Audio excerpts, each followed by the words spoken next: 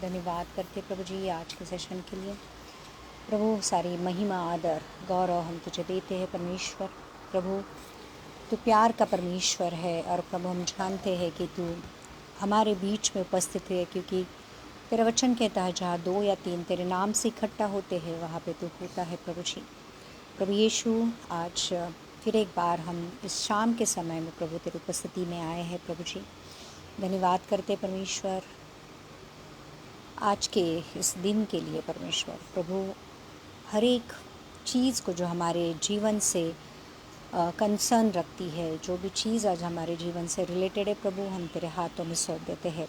तू राजाओं का राजा है, प्रभुओं का प्रभु है और तू सर्वज्ञानी सर्व सामर्थी सर्वव्यापी परमेश्वर है। और प्रभु हम जानते हैं कि तू सब चीज़ों का कंट्रोल रखता है प्रभु जी। आज फिर एक बार हम अपने आप को तेरे हाथों में सौंप देते हैं, तेरी इच्छा में हम अपने आप को सौंप देते हैं प्रभु जी। हर एक चीज़ को तेरे हाथों में सरेंडर करते प्रभु जी। पवित्र आत्मा हम तुझसे विनती करते हैं, तू आ और तेरी सही जगह ले। आज हर एक सुनने वाले को तेरे पवित्र आत्मा से भर दे, हर एक को तेरे पवित्र लहू से शुद्ध कर, तेरे उपस्थिति में खड़े रहने के लायक बना परमेश्वर। Yes father, thank you God, thank you Jesus for everything. We give you glory O God, we give you honour, we give you praise. ओलिया लाला बशिहा बबलगदी दीदी लाला बस्सह लगदी दीदी लाला या लगदा बस्सह लगदी दीदी लाला बशी कितदी लाला। सारे मसीह लोगों का, सारे भाई बहनों का आज के इस इवनिंग सेशन में स्वागत है। और आज जितने भी लोग विश्वास के साथ जुड़ने वाले हैं, आज परमेश्वर आपके जीवन में कुछ अद्भुत करने वाला है। आज इस आशा के साथ, इस अपेक्षा के साथ आइए हमसे जुड़ जाइए, क्योंकि सच में परमेश्वर आपके जीवन में कुछ अद्भुत करने वाला है।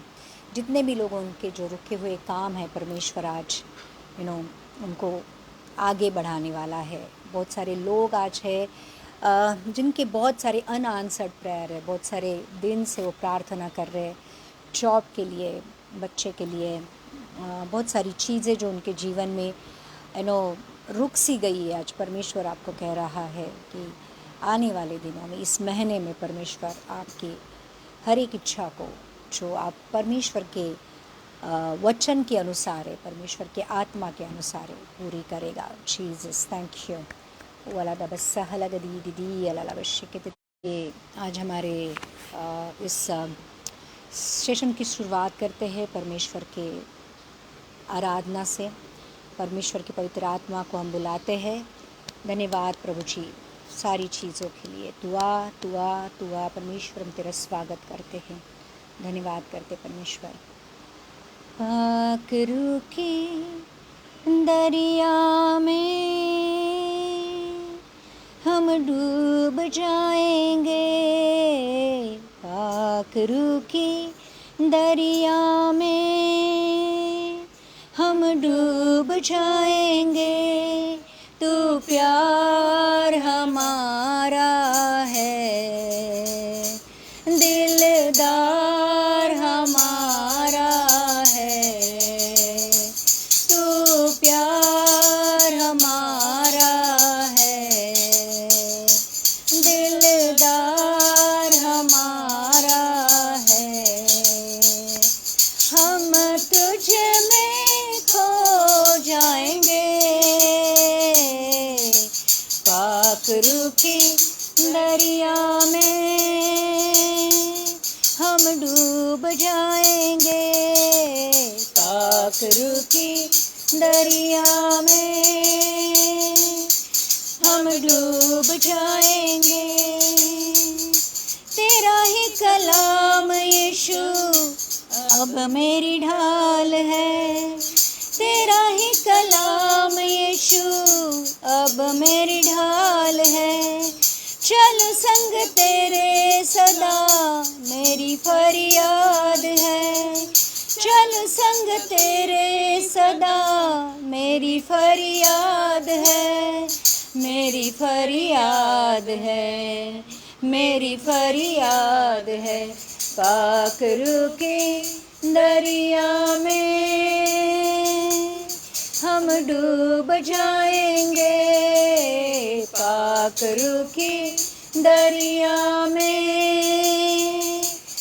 डूब जाएंगे। तू प्यार हमारा है, दिलदार हमारा है।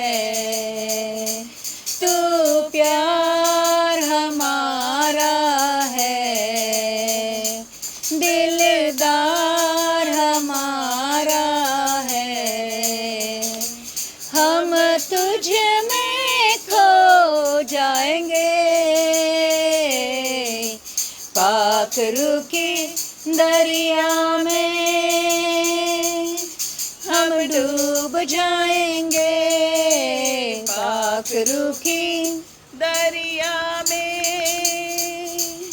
हम डूब जाएंगे।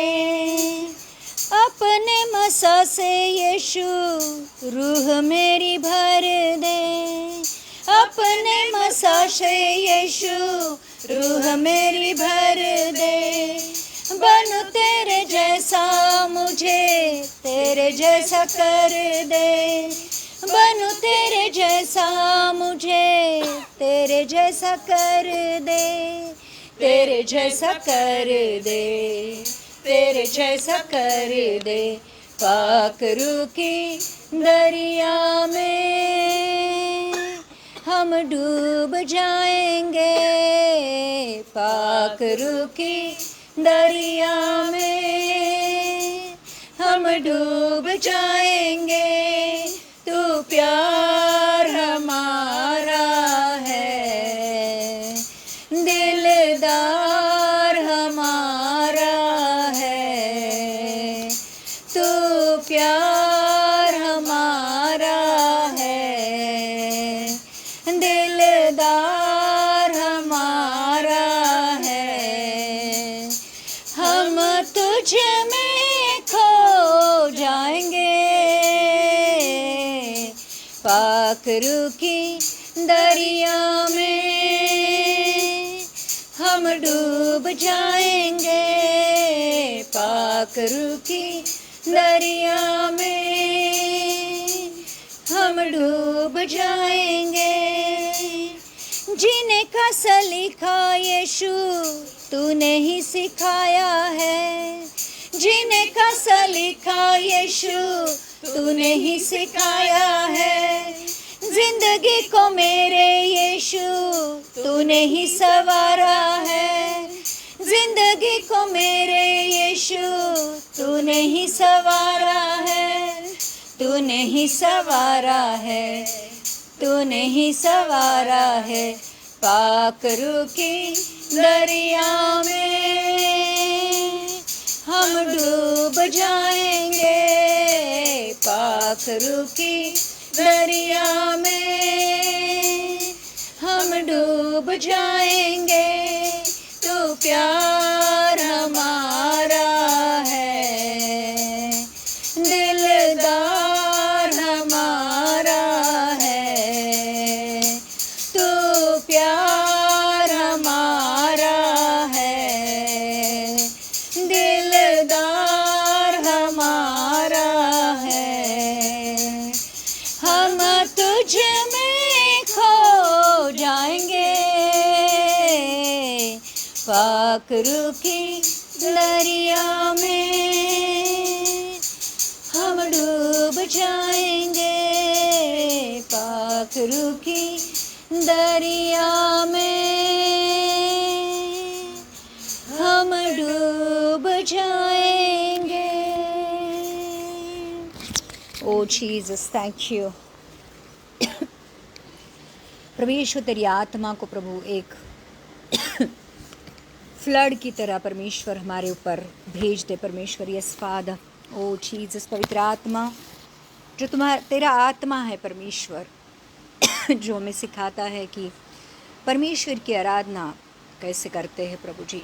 Yes father, thank you God, thank you Jesus father, thank you. हो तेरी स्तुति और आराधना करता हूँ मैं तुझसे ये प्रार्थना। महिमा से तेरी तू इस जगह को भर, जो भी तू चाहे तू यहाँ पे कर। हालेलुया हालेलुया हालेलुया हाले हालेलुया हालेलुया हालेलुया। हो तेरी स्तुति और आराधना करता हूँ मैं तुझसे ये प्रार्थना। महिमा से तेरी तू इस जगह को भर। जो भी तू चाहे तू यहाँ पे कर। हालेलुया हालेलुया हालेलुया हाले हालेलुया हालेलुया हालेलुया।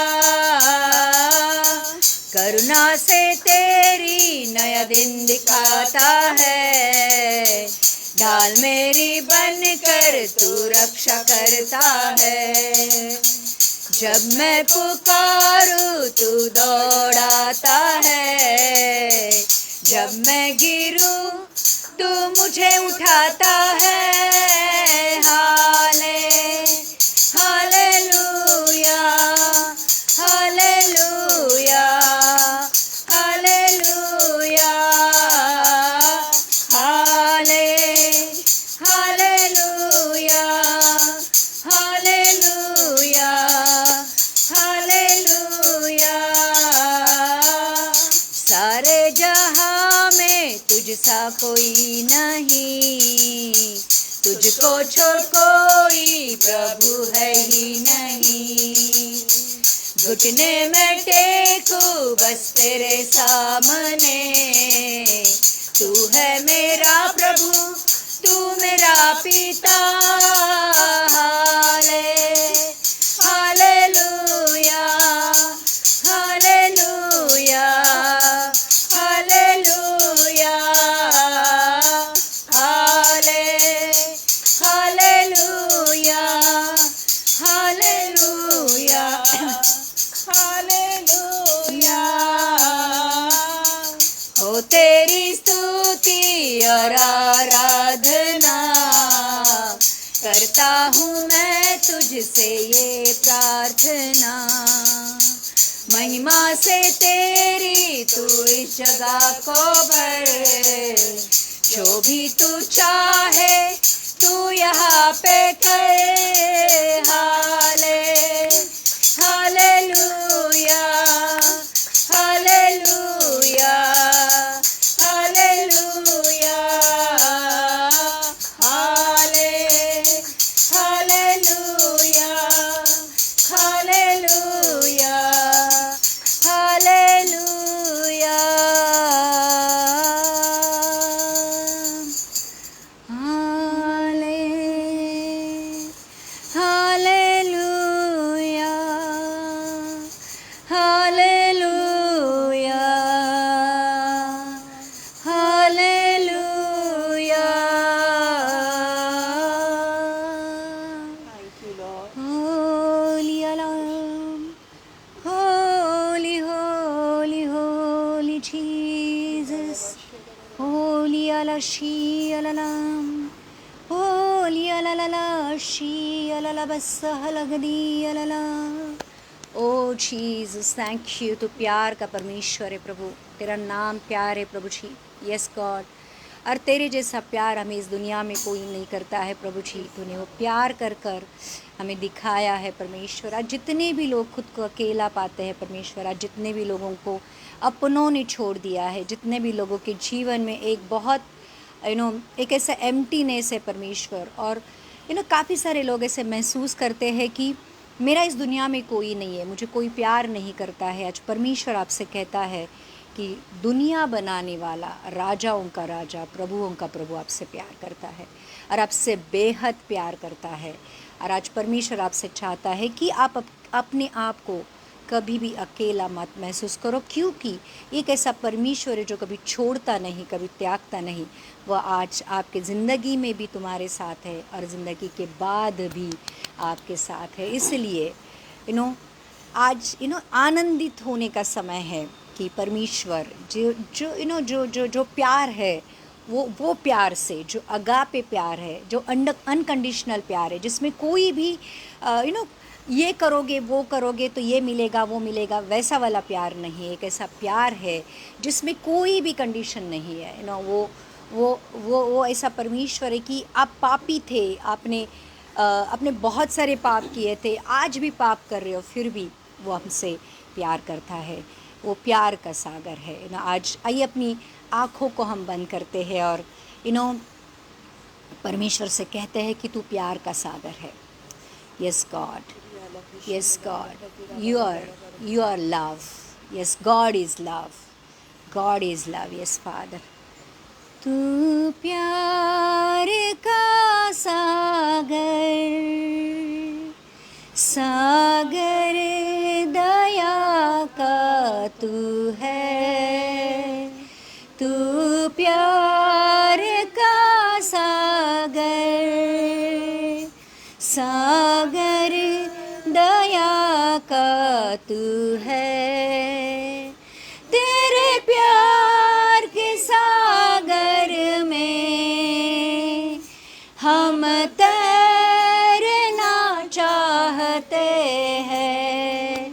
तेरे प्यार के सागर में हम तैरना चाहते हैं। तू प्यार का सागर, सागर दया का तू है। तू प्यार का सागर, सागर दया का तू है। गहराई मिली सागर की, ऊंचाई मिले आसमां की। गहराई मिली सागर की, ऊंचाई मिले आसमां की, पर कोई माप ना पाएगा गहराई तेरे प्यार की। पर कोई माप ना पाएगा गहराई तेरे प्यार की। तू प्यार का सागर, सागर दया का तू है। तू प्यार का सागर, सागर दया का तू है। परमेश्वर होने पर भी तू मानव रूप धारण किया। परमेश्वर होने पर भी तू मानव रूप धारण किया। प्रभु तेरे इसी प्यार ने हमको दीवाना बनाया। प्रभु तेरे इसी प्यार ने हमको दीवाना बनाया। तू प्यार का सागर, सागर दया का तू है।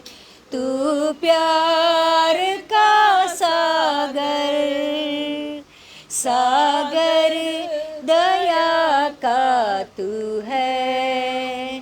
तेरे प्यार के सागर में हम तैरना चाहते हैं। तेरे प्यार के सागर हम तैरना चाहते हैं, तू प्यार का सागर, सागर दया का तू है, तू प्यार का सागर, सागर दया का तू है। धन्यवाद करते हैं परमेश्वर आज के दिन के लिए प्रभु जी। फिर एक बार तूने हमें इकट्ठा किया है परमेश्वर, आज तेरी स्तुति आराधना करते हैं परमेश्वर, और प्रभु तुझे धन्य करते हैं, कहते हैं प्रभु जी कि आज तूने फिर एक बार हमें मिलाया है परमेश्वर इस सेशन के द्वारा परमेश्वर, और आज जितने भी लोग तेरे वचन को सुनेंगे प्रभु जी वो आशीष पाएंगे।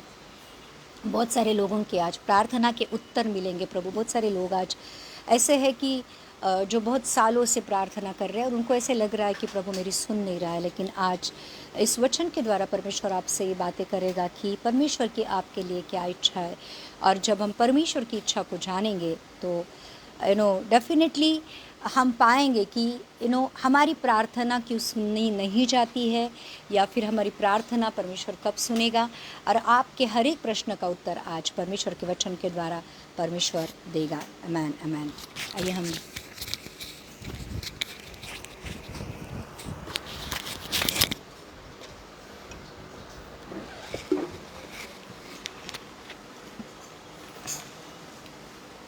वचन में जाने से पहले प्रार्थना करते हैं कि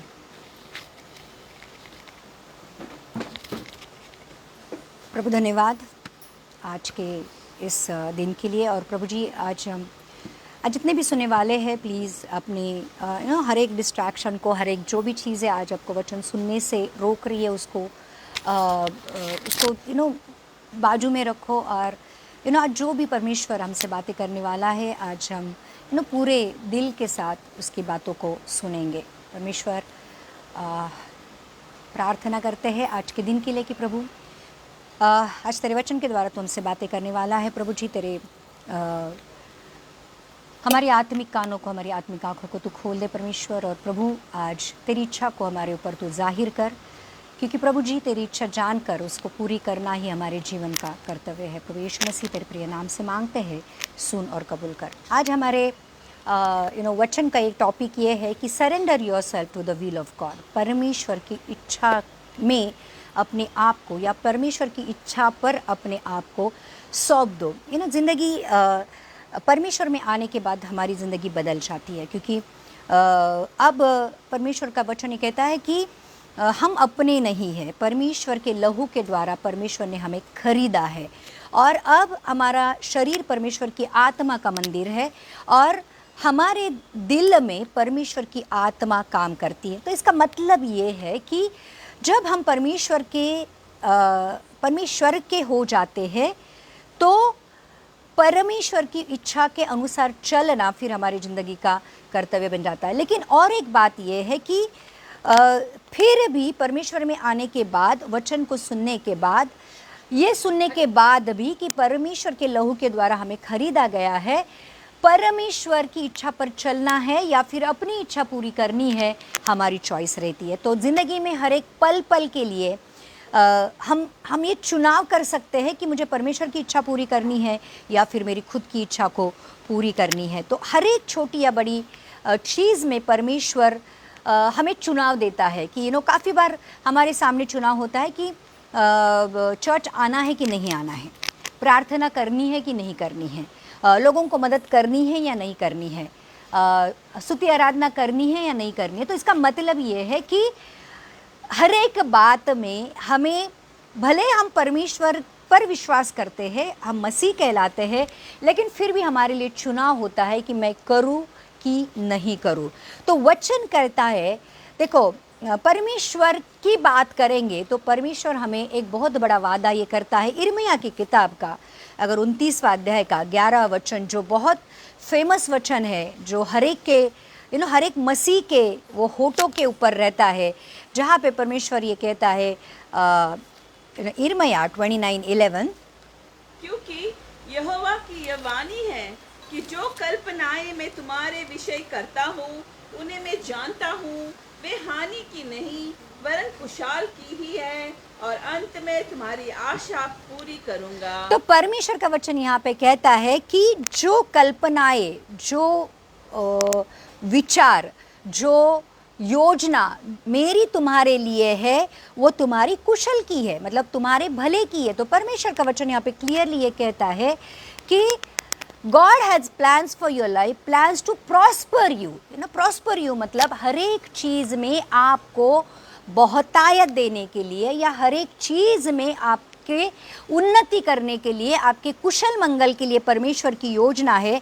और लिखा है कि वो जो योजना है परमेश्वर जानता है, क्योंकि परमेश्वर ने उत्पत्ति से पहले ही तुमको इस दुनिया में भेजने से पहले ही वो योजनाएं आपके लिए बना के रखी है। तो मेरी जो तुम्हारे लिए कल्पनाएं हैं, तुम्हारे उन्हें मैं जानता हूँ, वो हानि की नहीं, हानि की नहीं। यहाँ पे एक वचन क्लियरली ये कहता है कि वो हानि की नहीं है। God has plans for your life, plans to prosper you, not to harm you. English में लिखा है कि not to harm you, Hindi में लिखा है कि तुम्हारी हानि की नहीं है, कुशल की है, और मैं अंत में तुम्हारी आशा पूरी करूँगा। तो इसका मतलब है परमेश्वर का वचन ये कहता है कि God has plans for your life, plans to prosper you, not to harm you, plans to give you future and hope. तो अगर आज आप परमेश्वर के ऊपर विश्वास करते हो तो ध्यान रखना, अगर परमेश्वर के सिर्फ ऊपर विश्वास नहीं करना है, परमेश्वर की जो हमारे लिए इच्छाएं है, परमेश्वर की जो हमारे लिए योजनाएं हैं, उसके ऊपर भी विश्वास करो। वचन क्लियरली कहता है कि वो जो परमेश्वर की इच्छाएं है या योजनाएं हैं तुम्हारे भले की है, तुम्हारे कुशल मंगल की है, तुम्हारे प्रॉस्पेरिटी के लिए है, और तुम्हारे लिए आशा और फ्यूचर मतलब भविष्य के लिए वो अच्छी है। तो पहली चीज़ अपने दिमाग में डाल के रखनी है कि परमेश्वर की मेरे लिए योजना है, मेरे भले की है, मेरे हानि की नहीं है, और मेरे एक अच्छे भविष्य के लिए है, और वो मेरे आशा के लिए है। तो अगर हम परमेश्वर के बच्चे हैं तो हमारे लिए परमेश्वर की योजना है, और वो भी उत्पत्ति से पहले, हमें इस दुनिया में भेजने से पहले परमेश्वर ने बना के रखी है। अगर जब भी किसी को भी ये न्यूज़ मिलती है, गुड न्यूज़ मिलती है कि किसी को बच्चा होने वाला है, वो लोग बहुत आनंदित होते हैं कि हमारे घर में बच्चा आने वाला है। और फिर बच्चा आने से पहले ही वो लोग प्लान्स बना के रखते हैं, योजनाएं बना के रखते हैं कि शुरू में तो बच्चे के लिए कौन से कपड़े लूँ, कौन से खिलौने लूँ, क्या करूँ, ये सब चीज़ें होती है। जैसे बच्चा पैदा होता है तो बच्चे के लिए फिर ये होता है कि मैं क्या उसके लिए क्या करूँ, मतलब वो कौन से स्कूल में जाएगा, कौन से कपड़े पहनेगा, उसके भविष्य के लिए माँ बाप तुरंत अपनी योजनाओं को बनाना शुरू करते हैं। अगर और वो जो कल्पनाएं या जो योजनाएं हमारे माँ बाप की या हम जो माँ बाप है अपने बच्चों के लिए करते हैं, उनके हानि की नहीं होती है। कोई भी माँ बाप ये नहीं चाहता है कि मेरा बच्चा बहुत बड़ा चोर बने, मेरा बच्चा बहुत बड़ा गुंडा बने। कभी भी कोई माँ बाप ये नहीं चाहता। इनफैक्ट हर एक माँ बाप ये चाहता है कि मेरा बच्चा डॉक्टर बने, इंजीनियर बने, साइंटिस्ट बने, मेरा बच्चा बहुत बड़ा बिजनेसमैन बने। तो अगर हम शारीरिक माता पिता होने के बावजूद हमारे बच्चों के लिए अगर एक अच्छी योजना बनाना जानते हैं तो ध्यान रखना कि हमारा स्वर्गीय पिता हमारे लिए कितनी बड़ी योजनाएं बना के रखा होगा। और जब वो बच्चा जिसके लिए माँ बाप बहुत बड़ी योजनाएं बना के रखते हैं, अगर वो बच्चा वो योजना को जानता भी नहीं है, उसके ऊपर अमल भी नहीं करता है, उसको इग्नोर करता है और अपनी मनमर्जी कर देता है। और जब ही आज के जनरेशन की तरफ जब हम देखते हैं कि आज की जनरेशन जिस तरह से एडिक्शन में जा रही है, बुरी संगति में जा रही है, दारू पीना, सिगरेट पीना, ड्रग्स लेना, लिव इन रिलेशनशिप, लड़का लड़का का शादी, लड़की लड़की का शादी, उसमें कोई गैर बात भी नहीं समझते, उनका एक कल्चर सा बन गया है। और स्वतंत्रता, खुद के लिए सेल्फ विल, फ्रीडम, ये जो शब्द उनके आते हैं तो उनको सिर्फ अपनी मनमर्जी करनी है, अपनी ज़िंदगी अपने तरीके से जीते हैं। और लेकिन जब कोई माँ बाप अपने बच्चे को देखते हैं कि वो दारू में अपनी ज़िंदगी को बर्बाद कर रहा है, ड्रग्स में अपनी ज़िंदगी के बर्बाद कर रहा है, कोई बुरी संगति में फंसा है, और और फिर जब ही ये सारी चीज़ें कोई माँ बाप देखता है तो उसके दिल को कितना बड़ा दुख पहुंचता है और कितना बड़ा उसको उसके आंखों से आंसू आते हैं, और वो हमेशा अपने बच्चे के फ्यूचर के बारे में सोचता होता है कि अब इसका क्या होगा, अब ये ज़िंदगी में आगे क्या करेगा। वैसे ही ध्यान रखना, अगर हम जो स्वर्गीय पिता को पिता तो मानते हैं,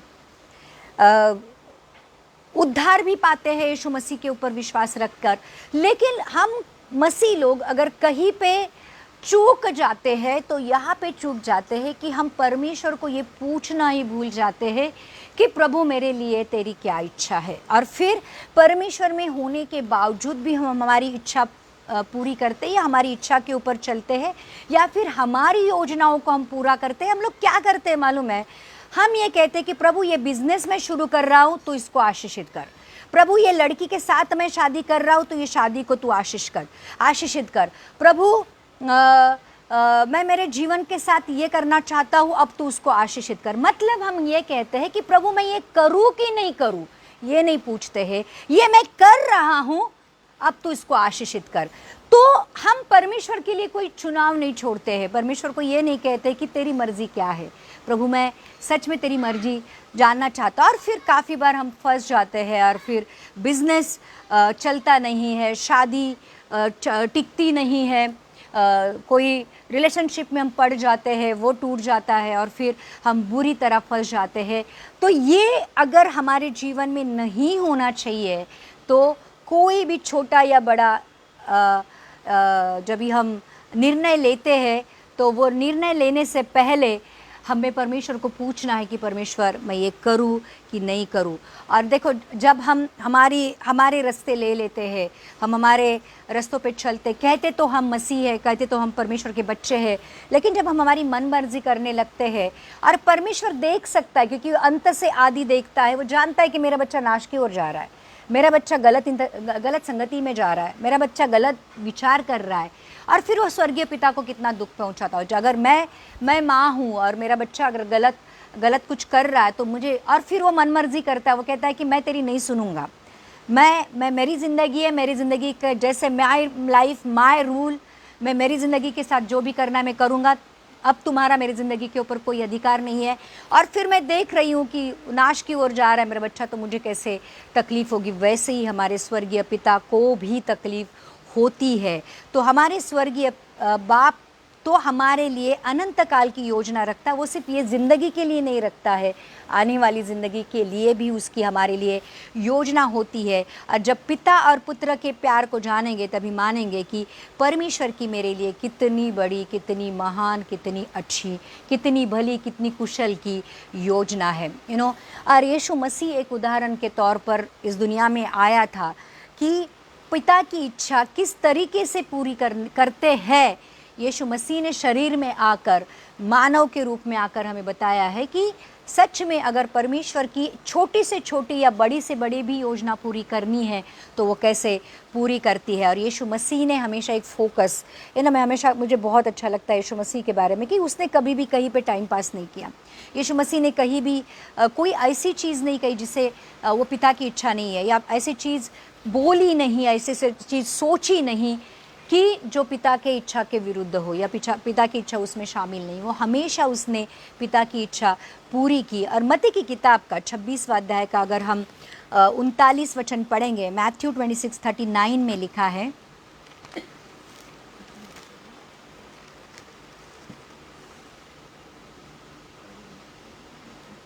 फिर वह थोड़ा और आगे बढ़कर मुंह के बल गिरा और यह प्रार्थना की, हे मेरे पिता, यदि हो सके तो यह कटोरा मुझसे टल जाए, तो भी जैसा मैं चाहता हूँ वैसे नहीं, परंतु जैसा तू चाहता है वैसा ही हो। यीशु मसीह के जीवन का क्लाइमैक्स आ गया था। यीशु मसीह ने अपने जन्म से लेकर पकड़वाने तक परमेश्वर की इच्छा को पूरे किया था। और एक ऐसा भी जीवन में यीशु मसीह के मोड़ आया था कि अब सारे मानव जाति के सारे पापों को यीशु मसीह के ऊपर डालना था। और क्योंकि पिता पाप को देख नहीं सकता है, पिता को थोड़ी देर के लिए अपने बच्चे से, अपने पुत्र से जो हमेशा उसके साथ था, उस समय था, वो कभी अलग नहीं हुए थे, ऐसे पिता पुत्र को अब मानव जाति के पापों के लिए थोड़ी देर के लिए अलग होना था। और ये जो कटोरा था, ये जो प्याला था, ये जो दुख था सेपरेशन का, इसमें से यीशु मसीह को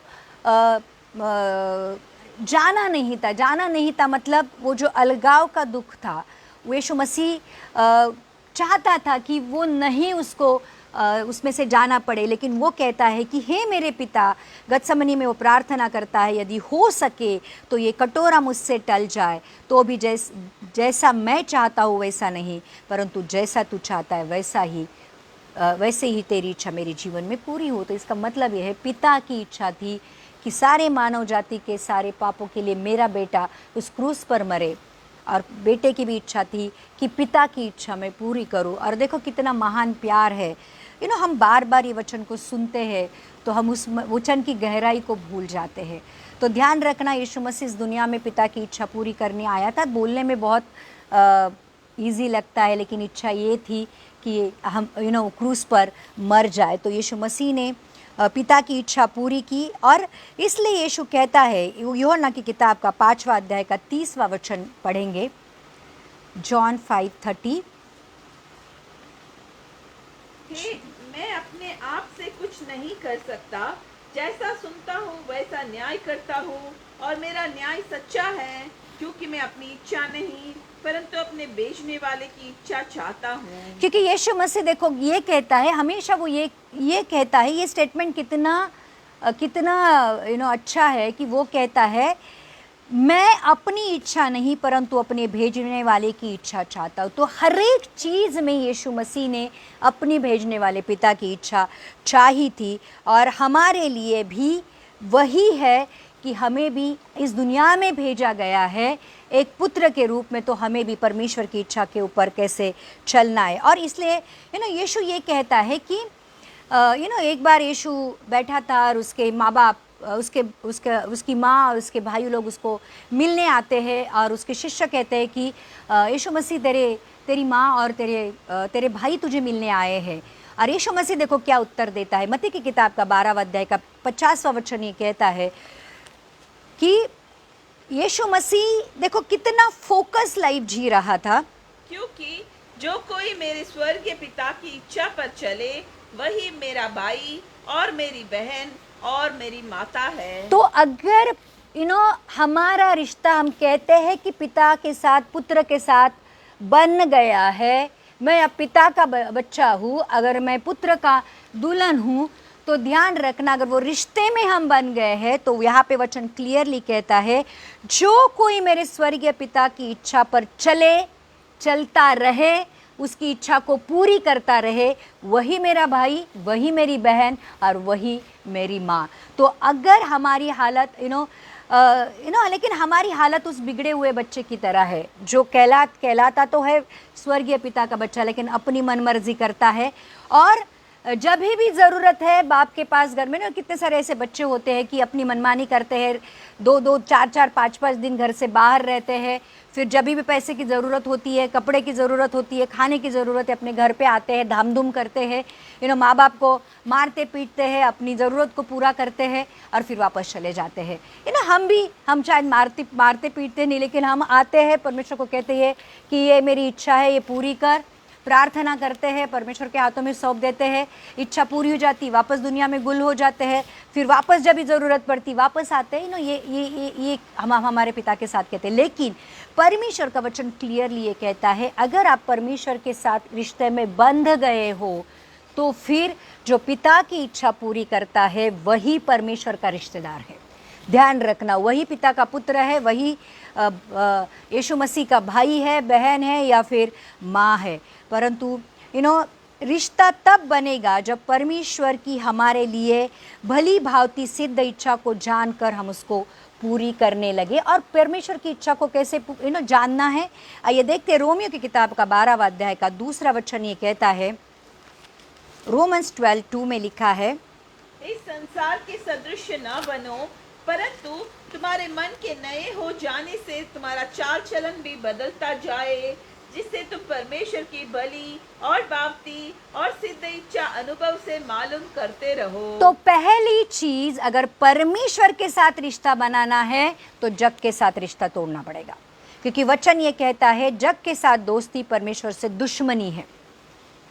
तो यहाँ पे लिखा है इस संसार के सदृश मत बनो। अगर आप संसार के सदृश हो तो परमेश्वर के साथ आपका कोई रिश्ता नहीं। आप बोलते हो कि मैं मसीह हूँ, मैं परमेश्वर की दुल्हन हूँ, मैं परमेश्वर के शरीर हूँ, मैं पिता का पुत्र हूँ, उस बोलने को कोई अर्थ नहीं है।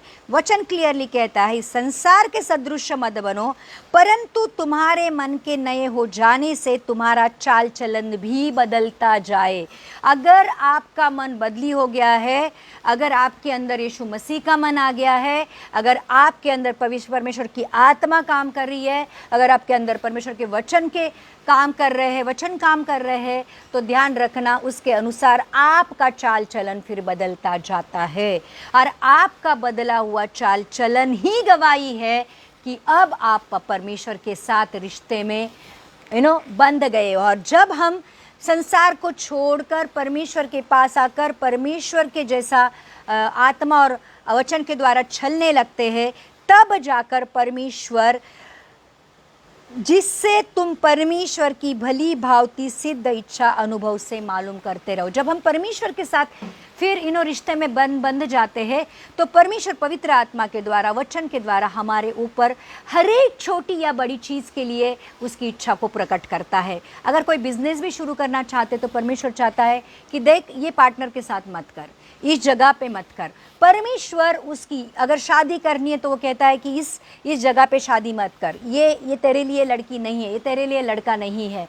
अगर समझो कहीं पे घर भी लेना है तो परमेश्वर कहता है कि ये डील अच्छी नहीं है। तो ये अगर ये बातें हमारे जो भौतिक चीज़ों में भी बात करता है और आत्मिक चीज़ों में भी परमेश्वर बात करता है कि स्तुति आराधना कैसे करनी है, प्रार्थना कैसे करनी है, क्या मांगना है, क्या नहीं मांगना है, कैसे मांगना है, तो ये जो भली भांति सिद्ध इच्छा हम अनुभव से परमेश्वर के साथ रह कर परमेश्वर के साथ वाले रिश्ते में बंद कर हम मालूम करते रहते हैं कि परमेश्वर की हमारे जीवन के लिए क्या इच्छा है।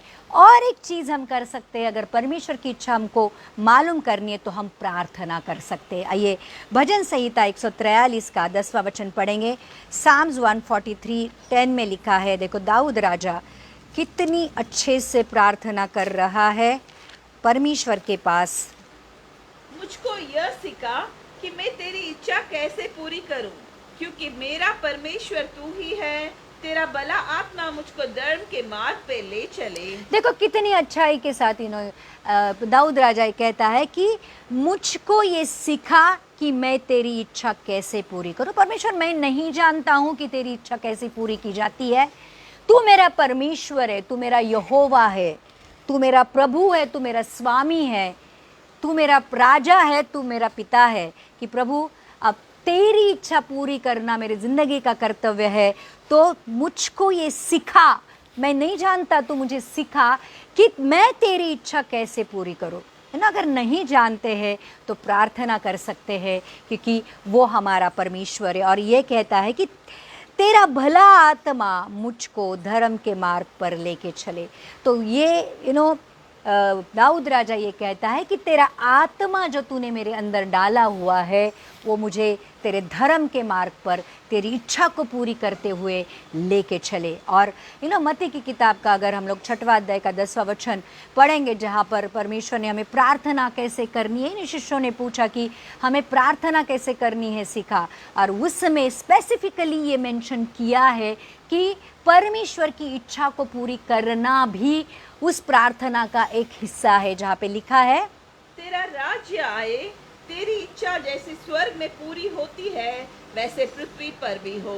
तो हम जब प्रार्थना करते हैं तो हम प्रार्थना में ये मांगते हैं कि प्रभु जैसे स्वर्ग में तेरी इच्छा पूरी होती है वैसे पृथ्वी पर भी हो, और वो मेरे द्वारा पूरी हो। देखो यीशु मसीह स्वर्ग से आया था पृथ्वी पर पिता की इच्छा पूरी करने के लिए। हमें अब भेजा गया है इस पृथ्वी पर पिता की इच्छा पूरी करने के लिए। तो हमारा प्रथम कर्तव्य ये है, और अगर हम नहीं जानते हैं तो प्रार्थना के द्वारा, आत्मा के द्वारा, वचन के द्वारा हमें ये जानना है कि परमेश्वर की इच्छा को कैसे पूरी करना है। और एक वचन देखेंगे, भजन संहिता 40:8 में लिखा है, साम 48 में लिखा है। पहली बात तो दाऊद राजा कहता है कि तेरी भली आत्मा को मुझे दे, मतलब तेरी भली आत्मा के अनुसार चलने के लिए मुझे सिखा। और दूसरी बात वचन के बारे में लिखा है भजन संहिता 48 में, हे मेरे परमेश्वर, मैं तेरी इच्छा पूरी करने से प्रसन्न हूँ और तेरी व्यवस्था मेरे अंतःकरण में बसी है। हे परमेश्वर, मैं तेरी इच्छा पूरी करने से प्रसन्न हूँ। मुझे प्रसन्नता कब मिलती है, मुझे आनंद कब मिलता है, जब मैं तेरी इच्छा को पूरी करता है ना। जब भी कोई भी बच्चे को समझो कोई कंपटीशन में प्राइज़ मिलता है, या कोई बच्चा बहुत अच्छे मार्क्स से पास हो जाता है, वो पहले भाग भाग के आता है और अपना सर्टिफिकेट, अपना जो मेडल है, अपने पिता को दिखाता है और कहता है कि देखो मुझे ये मिला है। और जब बाप भी बहुत खुश हो जाता है। वैसे ही जब हम परमेश्वर की इच्छा को पूरी करते हैं, हम प्रसन्न होते हैं, उससे कई ज़्यादा परमेश्वर प्रसन्न होता है कि देखो मेरे बच्चे ने मेरी इच्छा को पूरी किया। और यहाँ पे देखो लिखा है, दाऊद राजा ये कहता है कि हे मेरे परमेश्वर, मैं तेरी इच्छा पूरी करने से प्रसन्न हूँ। मैं जब तेरी इच्छा को पूरी करता हूँ मुझे बहुत आनंद मिलता है, मुझे शांति मिलती है, मैं खुश होता हूँ। और तेरी व्यवस्था मेरे अंतःकरण में बसी है, क्योंकि तेरे वचन, तेरी व्यवस्था, तेरे नियम मेरे अंतःकरण में, मेरे दिल में बसे हुए हैं। और जब उसके अनुसार मैं चलता हूँ, उसके अनुसार मैं करता हूँ, मेरा हृदय प्रसन्न होता है।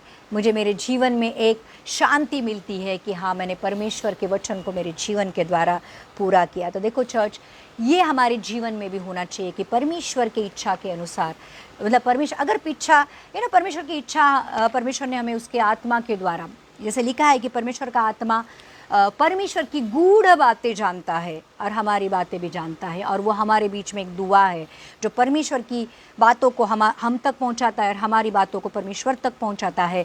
तो वो हमारे ऊपर परमेश्वर की इच्छाओं को प्रकट करता है, और वचन के द्वारा भी परमेश्वर चाहता है कि हमारे जीवन में उसकी क्या इच्छा है। और इसलिए वचन भी कहता है कि जब भी आप परमेश्वर की इच्छा को पूरी करना है ना, काफ़ी बार ऐसे होता है कि बच्चे की इच्छा नहीं होती है कि बाप जो चाहता है वो करे। अभी मैं डॉक्टर हूँ, तो मेरी बहुत इच्छा थी कि मेरी लड़की डॉक्टर बने, क्योंकि मेरे पीछे अगर मेरा हॉस्पिटल या क्लिनिक अगर चलाना है तो मेरा बच्चा मेरा वो काम करे। लेकिन मेरी बच्चे की इच्छा नहीं थी कि वो डॉक्टर बने।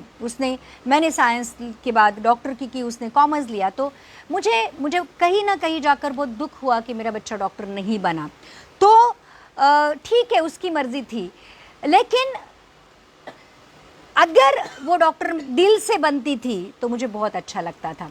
लेकिन अभी देखो, परमेश्वर के साथ भी कुछ ऐसा होता है। परमेश्वर ऐसा नहीं चाहता कि ज़बरदस्ती, बहुत सारे पिता लोग ऐसे करते हैं कि ज़बरदस्ती करते हैं अपने बच्चों के ऊपर, नहीं तुझे यही बनना है, तुझे यही करना है ज़िंदगी में जाकर, तुझे यही साइड लेनी है या यही बनना है। और फिर बच्चों की वो इच्छा नहीं होती और फिर बच्चे ज़बरदस्ती, क्योंकि माँ बाप कहते हैं, वहाँ पे जाते हैं, लेकिन उनका उसमें मन नहीं लगता है। कई लोग आर्टिस्ट होते हैं, अगर उनको साइंस दिया जाए उनका मन नहीं लगता है। कई लोग साइंस वाले रहते हैं, उनको कॉमर्स दिया जाए उनका मन नहीं लगता है। और जब वो दिल से कुछ काम नहीं करते तो वो सक्सेसफुल नहीं होते। लेकिन परमेश्वर यहाँ पे चाहता है कि अब जब तुम मेरी इच्छा को जान गए हो आत्मा के द्वारा, वचन के द्वारा, तो दिल से उसको पूरा करो, है ना, ज़बरदस्ती का नहीं। परमेश्वर को कभी भी ज़बरदस्ती पसंद नहीं है, वो कभी भी हमारे ऊपर ज़बरदस्ती नहीं करता। इसलिए वचन कहता है, इफिस की किताब का 6वां अध्याय का 6वां वचन, इफिशियंस 6:6 में लिखा है, मनुष्य को प्रसन्न करने वालों के समान दिखाने के लिए सेवा न करो, पर मसीह के दासों के समान मन से परमेश्वर की इच्छा पर चलो। तो कोई भी चीज़ है दिखावे के लिए मत करो। देखो, परमेश्वर दिल को जानता है। आप दिखाने के लिए प्रार्थना कर रहे हो, अब दिखाने के लिए चर्च आ रहे हो, अब दिखाने के लिए गाना गा रहे हो, अब दिखाने के लिए वचन पढ़ रहे हो, परमेश्वर जानता है। तो यहाँ पे वचन देखो कितना क्लियरली ये कहता है कि मनुष्य को प्रसन्न करने वालों के समान दिखाने के लिए सेवा मत करो, परंतु मसीह के दासों के समान मन से, देखो यहाँ पे क्लियरली लिखा है, मन से, दिल से परमेश्वर की इच्छा पर चलो। क्योंकि आप परमेश्वर से प्यार करते हो, क्योंकि आप पिता को प्रसन्न करना चाहते हो, क्योंकि आप परमेश्वर की इच्छा को पूरी करना चाहते हो, परमेश्वर की योजनाओं को पूरी करना चाहते हो, इसलिए दिल से करो। ज़बरदस्ती का मत करो, दिखाने के लिए मत करो। इसलिए यहाँ पे लिखा है कि लोगों को दिखाने के लिए झूठ मूठ का या फिर दिखावे के लिए कुछ भी मत करो। जो भी करो परमेश्वर के लिए दिल से करो। और फिर मत्ती की किताब का 21वां अध्याय का अगर हम 28 से 31 वचन पढ़ेंगे, जहाँ पे 2 पुत्रों के बारे में यहाँ पे लिखा है कि एक पिता होता है जो अपने पुत्रों को कहता है कि खेती में जाकर काम कर। और लिखा है, तुम क्या सोचते हो, किसी मनुष्य के 2 पुत्र थे। उसने पहले के पास जाकर कहा, हे पुत्र, आज दाख की बारी में काम कर। उसने उत्तर दिया, मैं नहीं जाऊंगा, परंतु बाद में पछता कर गया। फिर पिता ने दूसरे के पास जाकर ऐसा ही कहा। उसने उत्तर दिया, जी हाँ, जाता हूँ, परंतु नहीं गया। इन दोनों में से किसने पिता की इच्छा पूरी की? उन्होंने कहा, पहले ने।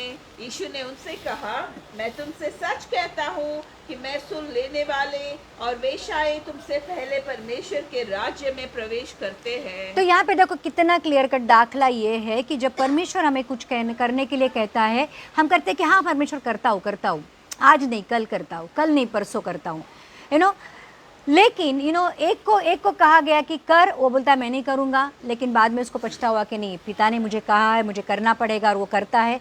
और जिसको जो हाँ कहता है वो नहीं करता है, तो कौन पिता की इच्छा पूरी करता है?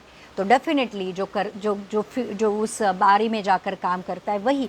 तो हमारे साथ भी वही है कि हम परमेश्वर की इच्छा दिल से कितना पूरी करते हैं। काफ़ी बार तो हमें जो कुछ भी हम हमारे लिए यहाँ पे इच्छा पूरी कर जमा करते हैं उसका कोई मतलब नहीं, क्योंकि यहाँ पे छोड़ के जाना है। लेकिन हमारे लिए हर दिन परमेश्वर की इच्छा को जानकर पूरी करना हमारे जीवन का कर्तव्य है। एज अ मसीह, भले कभी कभी परमेश्वर के लिए परमेश्वर की छोटी इच्छा रहेगी, किसी के लिए प्रार्थना करो, किसी को मदद करो, सिर्फ स्तुति आराधना करो, परमेश्वर के साथ थोड़ा सा टाइम स्पेंड करो। तो जो कुछ भी हम करते हैं परमेश्वर के साथ बैठकर पूछना चाहिए कि परमेश्वर मैं ये करूँ या ना करूँ। देखो याकूब की किताब का 4वां अध्याय का 13 से 15 वचन पढ़ेंगे।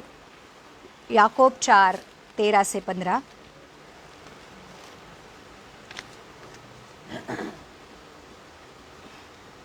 तुम जो यह कहते हो, आज या कल हम किसी और नगर में जाकर वहाँ 1 वर्ष बिताएंगे और व्यापार करके लाभ कमाएंगे, और यह नहीं जानते कि कल क्या होगा। सुन तो लो, तुम्हारा जीवन है ही क्या? तुम तो बाप के समान हो, जो थोड़ी देर दिखाई देती है फिर लोप हो जाती है। इसके विपरीत तुम्हें यह कहना चाहिए, यदि प्रभु चाहे तो हम जीवित रहेंगे और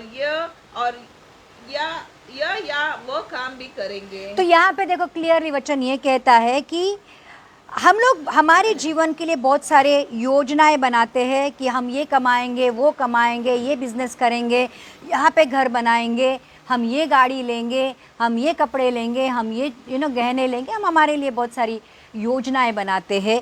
और फिर परमेश्वर का वचन ये कहता है कि आजकल हम किसी और नगर में जाकर वहाँ 1 वर्ष बिताएंगे और व्यापार करेंगे, लाभ कमाएंगे। लेकिन परमेश्वर ये कहता है कि तू कल क्या होगा ये नहीं जानता है, और तू साल की बात कर रहा है कि 1 साल में हम क्या करेंगे, 10 साल में हम क्या करेंगे, लेकिन तू नहीं जानता कि कल क्या होगा। तेरा जीवन ही क्या है मेरे सामने, एक वाफ के समान है, अभी दिखता है और कल निकल जाता है, डिसअपियर होता है। और इसलिए एक दाखला ऐसा दिया गया है कि एक किसान होता है, उसके खेती में बहुत बड़ा फसल होता है, और इतना फसल होता है, वो कहता है कि अब मैं मेरे सारे गोडाउन सब तोड़ दूंगा और मेरी जो नई फसल है उसमें रख दूंगा, और मैं फिर मेरे अपने दिल से कहूँगा कि अब तू खा पी ऐश कर। और फिर परमेश्वर आकर कहता है कि हे मूर्ख, आज ही रात को तेरा प्राण तुझसे लिया जाएगा, अब क्या होगा, मतलब हम हमारी ज़िंदगी के लिए बहुत सारे प्लानिंग्स करके रखते हैं, ये न जानते हुए कि मेरा जीवन कब ख़त्म होने वाला है। तो चर्च, अगर छोटी सी छोटी या बड़ी सी बड़ी चीज़ है, करने से पहले बार प्रार्थना करो, पूछो परमेश्वर की तेरी इच्छा है, और क्लियर कट जब आपको इंडिकेशन मिलता है परमेश्वर का कि हाँ कर, तो हमें आगे बढ़ना है। तो जो कुछ भी काम करना है, इसलिए यहाँ पे लिखा है, इससे विपरीत तुझे ये कहना चाहिए, यदि प्रभु चाहे तो हम जीवित रहेंगे। अगर प्रभु चाहेंगे तो परमेश्वर मुझे जिंदा रखेगा और फिर मैं ये या वो काम करूँगा। हमें हर दिन ये कहना है कि परमेश्वर तू अगर जिंदा रहेगा तो मैं काम करूँगा। तो प्रभु चाहे तो हम जीवित रहेंगे और ये या वो काम करेंगे। हर दिन के लिए हमारी दौड़ निश्चित की गई है। हर दिन के लिए परमेश्वर ने अपने हमारे लिए वैयक्तिक काम क्या है, ये ऑलरेडी क्या कौन से भले काम हमें करना है, ये उसके जीवन की किताब में लिखा हुआ है। और हमारे जीवन के लिए भी वैयक्तिक काम है और हमारे परमेश्वर के राज्य के लिए भी काम है। वो परमेश्वर के पास बैठकर प्रार्थना में सुनना है, महसूस करना है और उसको उस दिन के लिए पूरा करना है। किसी चीज़ में अगर आपको बहुत पैसा या बहुत प्रॉपर्टी मिलने वाली है, ध्यान रखना, अगर आपको कोई डील आपकी होने वाली है जहाँ पे आपको बहुत बड़ा फ़ायदा होने वाला है, या कोई प्रॉपर्टी की डील होने वाली है जहाँ पे आपको बहुत बड़ी प्रॉपर्टी मिलने वाली है, तो आप कितना दिल से उसको दौड़ कर काम करोगे। आपको मालूम है कि ये जो डील आज पैसे की हो रही है, इसमें बहुत बड़ा पैसा मिला, तो कितना दिल से भाग कर काम करोगे। अब ये इधर के पैसे के लिए, इधर के प्रॉपर्टी के लिए कर रहे हो, अगर आप वही दिल लगाकर मन से परमेश्वर के राज्य के लिए काम करोगे तो आप वहां पे प्रॉपर्टी और पैसा कमाओगे। आप समझ रहे हो। और वहां पे जो पैसा प्रॉपर्टी आपका आपका धन आप जब स्वर्ग में इकट्ठा करोगे, वहां पे कोई चोरी नहीं करेगा, वहां पे कोई कीड़ा नहीं लगेगा, वहां पे किसी भी बात का उसको जंग नहीं लगेगा, वहाँ पे परमेश्वर सुरक्षित रखेगा। और आप जब इस स्वर्ग जाओगे आपके हाथ में दे देगा, क्योंकि परमेश्वर किसी का कर्जा नहीं रखता है। जब परमेश्वर की इच्छा पूरी करते हुए ज़िंदगी को बिताओगे, आप परमेश्वर के ऊपर एक कर्जा कर्जा आप परमेश्वर को कर्जा दोगे। एक जगह ऐसे लिखा है कि कोई किसी गरीब की अगर तू मदद करता है तो परमेश्वर को कर्जा देता है। और अगर आप परमेश्वर की इच्छा पूरी करते हुए ज़िंदगी जीते हो तो डेफिनेटली परमेश्वर के ऊपर आप परमेश्वर को कर्जा देते हो और उसका पूरा भुगतान परमेश्वर स्वर्ग में आपको करेगा। इसलिए तो परमेश्वर सूद समेत के साथ आपको सब कुछ देगा। और अगर आप उसकी इच्छा पूरी नहीं करोगे तो फिर वो कहेगा जब आएगा तो मैं तुमको जानता ही न हूँ। तो अपने पुत्र के बलिदान के बाद उसने अपने पुत्र की महिमा की।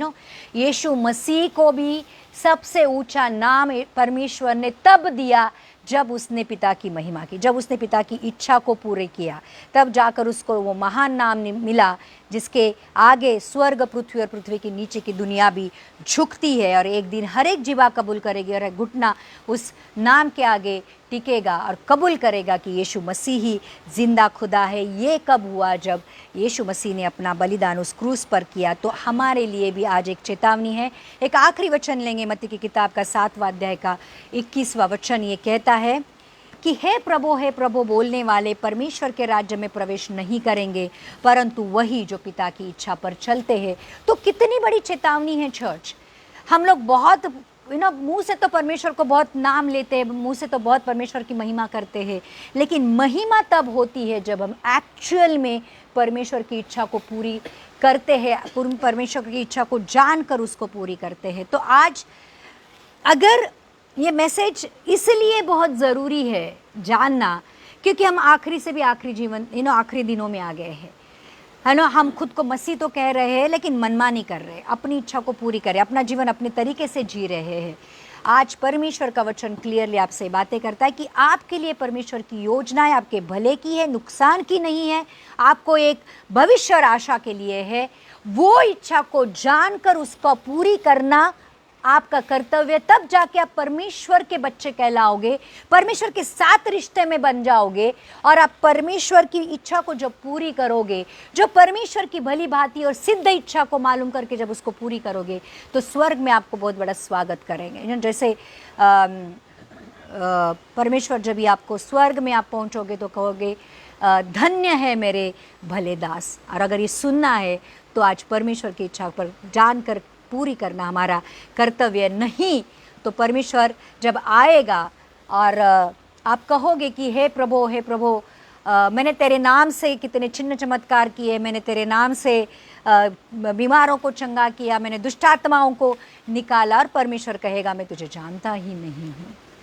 तो ये अगर नौबत नहीं आनी है तो आज से ही आइए हम हमारे दिलों को, हमारे हृदयों को परमेश्वर की ओर लगाते हैं और परमेश्वर से ये प्रार्थना करते हैं कि प्रभु मुझे तेरी इच्छा को जानना है, और प्रभु वो आत्मा दे जिसके साथ, वो सामर्थ्य दे जिसके साथ मैं तेरी इच्छा को पूरी करूं, और प्रभु बहुत संतोष के साथ, आनंद के साथ परमेश्वर तेरे राज्य में मैं प्रवेश करूं, और प्रभु जब मैं स्वर्ग पहुंचूं तो मेरे कान ये सुने कि धन्य है मेरे प्रिय दास। और प्रभु आज मैं सच में पूरे पूरे पूरे दिल से अपने आप को तेरे हाथों में सौंप देता हूँ और प्रार्थना करता हूँ कि सिर्फ तेरी और तेरी, मेरी नहीं, तेरी इच्छा मेरे जीवन में पूरी हो। यीशु मसीह के नाम से मांगते हैं, सुन और कबूल कर। आमीन, आमीन, आमीन।